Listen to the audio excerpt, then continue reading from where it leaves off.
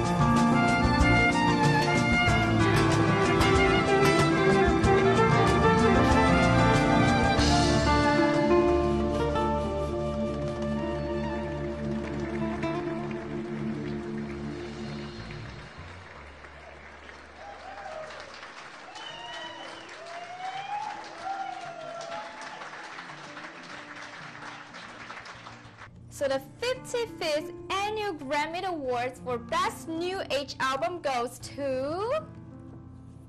Echoes of Love from Omar Akram. Wow! Yay! Thank you so much. I appreciate the announcement. Thank you. 嗨，观众朋友们，大家好，欢迎收看本期的《对话好莱坞》，我是主持人盛放。那就像刚刚您看到的，我们刚刚在做一段格莱美美国最著名的音乐奖项的颁奖的一个环节。那我们今天就有请到的是55届格莱美最佳新时代音乐的专辑奖的获得主 Omar Akram。那也非常荣幸能够让他来到我们的秀上。那我们现在开始。Hi, Omar. Hi, how are you? Thank you for giving me the Grammy Award. Okay, so how is winning a Grammy like? Well, let me tell you something. When I was nominated to win a Grammy, I thought that was a huge deal, just to be a nominee. Yes, yes. So I was just so excited and happy. Just How did you know nominee. that? Well, the nomination, you know, they let you, actually it was live on TV. You know, they have a big show where they have a lot of big singers. Did you watch that? Well, actually, interestingly enough, I didn't because I didn't think I was going to be a nominee. So I thought, you know what, I'm not even going to watch it. So next thing you know, I'm getting texts from friends and everybody congratulating me. And I'm going, okay, I guess I just became a nominee. So it was a very exciting moment. Yeah, and then you went to Grammy Awards, right? Well, there's you know, there's some time in between. So you enjoy being a nominee. And then, yes, and then before the day of the Grammy Awards, they have a huge event, like a big party for all the nominees. So the day before, you know, we went to this big event and really exciting. It was a lot of fun. And I thought, okay, today's my last day to be a nominee. I thought it was great. And the day of, you know, I think we were very surprised when they called my name. So just and you went on over. Stage? I went on stage, yes. And it was just an amazing feeling to be a Grammy winner. Yeah, so after Grammy, did your life change as we expected? Well, I'll give you an example. Right after, probably a week after I won the Grammy, we got a call from Stevie Wonder, who's like a big, you know, American R&B artist. He invited us to his birthday party. So then it was amazing. You know, I mean, guys like John Legend was there, the actor Leonardo DiCaprio was there. So you get to meet a lot of these guys. Yeah, you're in the circle. You all of a sudden are elevated into that circle, which is nice. And finally, people recognize the work that you've been doing for the last 20 years. You know, and all of a sudden, people just see you and, you know, hopefully appreciate what you've done. So how many years have you been doing music until the moment when you received Grammy? 20 years. Well, I started playing the piano when I was 6 years old. You know, and I think it was something that I had a passion for. You know, my parents bought a piano for me. I was actually a really hyper child, so I was very hyper, and every time my mother would play music for me, I would calm down. So when I was 5 or 6, they thought, okay, it might be a good idea if we can get him a musical instrument and hopefully he'll learn and calm down. And once I started playing the piano, I really took to it. You know, I really appreciated it, and I kind of kept it going, you know, and, you know, studied formally later in life. But when was it? Well, you know, after high school, I went to University of Maryland. I studied, you know, music and went to a conservatory of music, and so from there I just professionally do music. Well, I mean, it's a struggle, you know, it's a real struggle, you know. Then I moved to Los Angeles and tried to pursue music, and it's just a very difficult thing to do. But if you are passionate about what you do and you continue working towards your goal, eventually it will happen. you know. But I didn't really do it to win a Grammy. I was just doing it because I was very passionate. It's something that I really love to do. Yes. So, did you start from being a pianist, or did you start from being a performer, or did you start from just composing, producing music?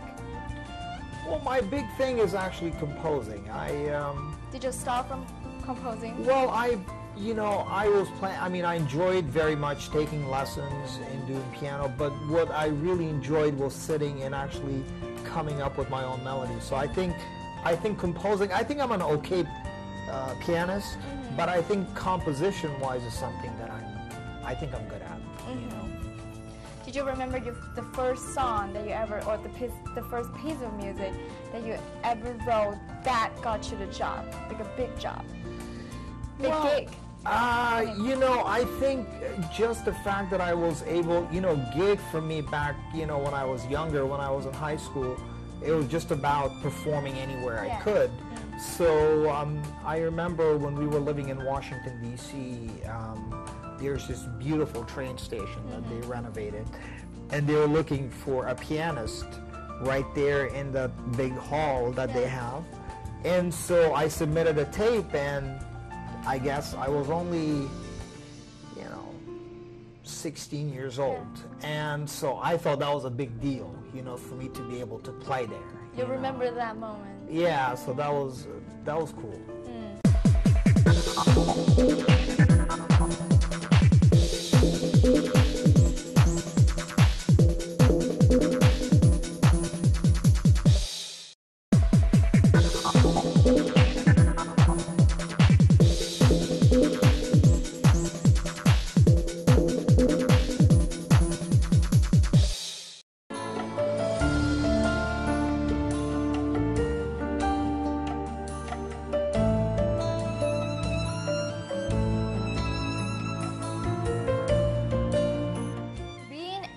Independent artist. Did you remember the most struggling time that you ever experienced before the big break out? Well, I mean, I think you struggle every day. I think it's a lot. It's a lot easier to get your music out now, but it's more competitive because there's a lot of people doing it. But back then, when I was doing it, I think it was a struggle because you need money to make demos. I needed money to make a CD. Those things are not that important these days because all you need is a laptop and you could put your music together. But back then it was a big deal. So yeah, it was a struggle, to get the finances together and to be able to come up with a product that would be good enough to be signed to a record label. That was a big thing back then, because you couldn't really distribute your own music. So the big deal is your music at the bookstores like Borders or Barnes & Noble, at the Walmart, Best Buy. If it wasn't there, then you're considered a local artist. So that was a big deal, but we were able to pull it off. Did you remember your biggest challenge during that time? Well, I think challenge. I mean, every day was a challenge. I mean, trying to raise the finances, I remember when I was doing my first demo, which was only 3 songs, just trying to get it out there for people to hear. Just put it on a CD. I think it was just a big struggle because I didn't have the finances, so I had to go to people and raise the financing. So every day was a struggle, and I think that's how it is for most artists. You just have to be out there every day working on your craft, but at the same time, it doesn't matter how many years I worked, every day I was practicing, and every day I was learning my craft, and that's very important.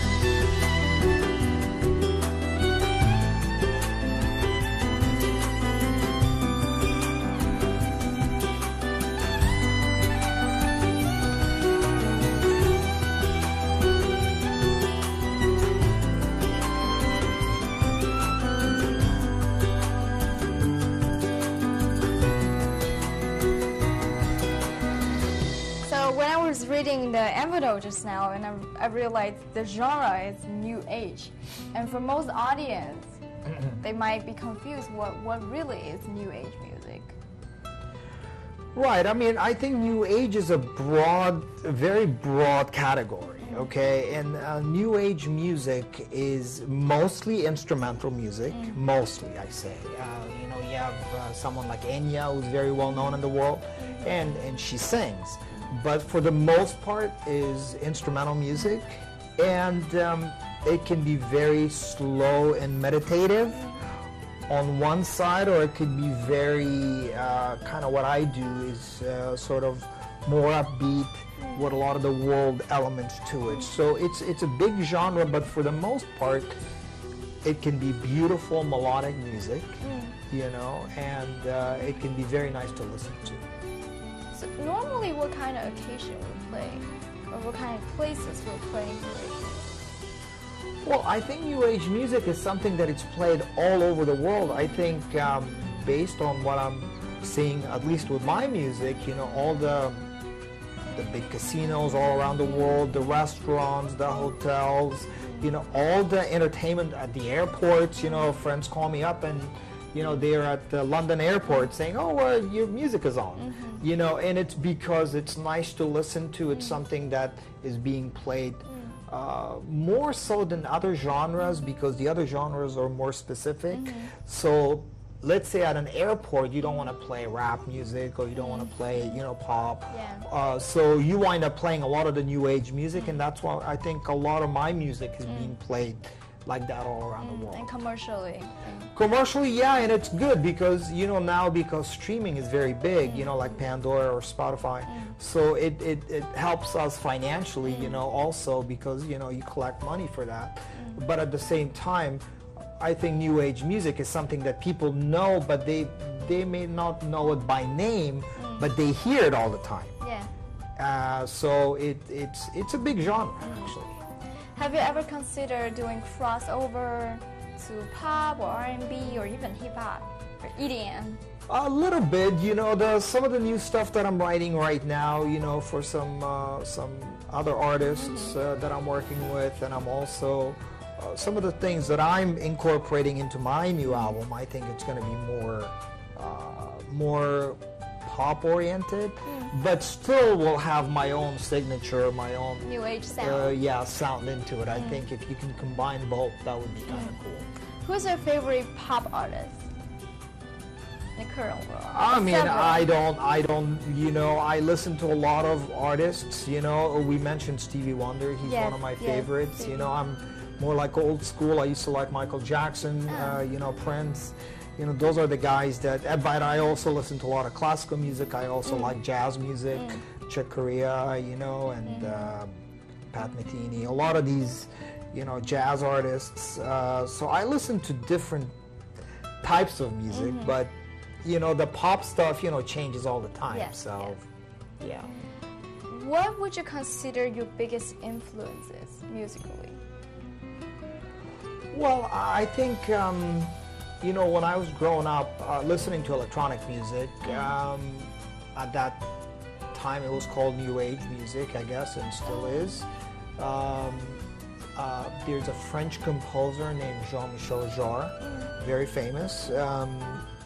He did an album called Oxygen back in 1978, I believe. So that was a big influence on me.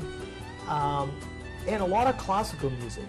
You know, listening to a lot of classical music, that has influenced me. So what I've done is I sort of combined a lot of these influences into my own music. Yes.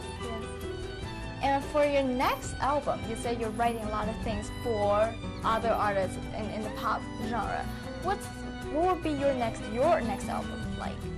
Well, my next album will be a lot of the stuff that I've done already, the New Age stuff, but I'm also combining it with some other pop elements. I think be more fresh. And, for example? So what I'm saying, it's just going to be a combination of some pop elements and some New Age elements. So it's hard to give you an example unless you hear it. So when it becomes available, obviously, we'll hopefully be able to play it for you guys. And you just mentioned to me for your next album, you're actually doing a film with it. How does that work? How did you guys come up with that idea? Well, I think it's kind of premature to even talk about it, but I know off camera we talked about it a little bit. It's a project that I'm developing with some friends of mine that are in the Hollywood community that are actors and directors, and it's just going to be an extension of the album. But stay tuned. It should be fun if we decide to pursue that avenue, and I'm excited about it. What's your take on today's music market? Because it's changing so fast. We know the records, it's hard to sell. Depends on the show tickets, most of the income. How do you think this is going? Do you think it's good news, bad news? I think it's great. You know, I personally think it's really good, and I get a lot of young people asking me every day about, you know, how do I make it? How do I sign to a label? And I tell them, it's not about labels anymore. It's about you. It's about social media. It's about you know, you can make yourself. You can if you have talent. You know, you have to really be honest with yourself. And really listen to yourself and say, okay, am I good? You know, because a lot of people, yeah, I mean, a lot of people, I think, you know, they get some encouragement from close family members or friends, and in the real world, yeah, I mean, you just have to, you know, if you have talent, I think you should definitely pursue it.